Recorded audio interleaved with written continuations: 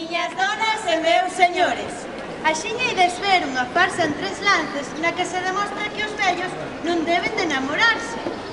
Pero non pensedes que a miña obra de tesis. Non é de tesis, non.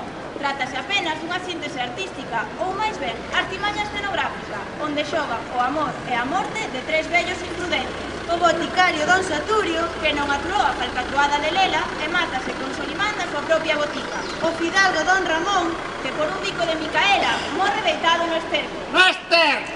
Sí, esterco. O vinculeiro señor Cuco, que por casar con Pimpinela morrese de felicidade. Felicidade? Sí, felicidade. Son 3 fazos diferentes dun mesmo drama, contados a maneira galega e para regalías dos que poidan comprender a nosa linguaxe. Pero este coñecidísimo drama. Drama? Sí, drama. Que agora ides ver nunha farsa nova.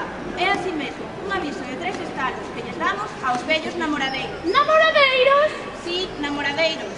Compre dicir que os vellos non están no mesmo caso que as vellas, aunque os amores e odios andan sempre emparellados co amor.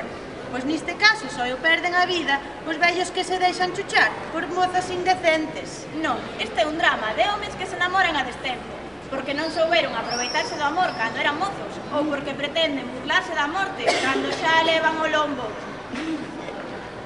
Os homes deben buscarse amor na xuventude e gardalos ben guardadiños para a vellez. Ninguén se burle dun vello e dunha vella que seguen amándose tolamente.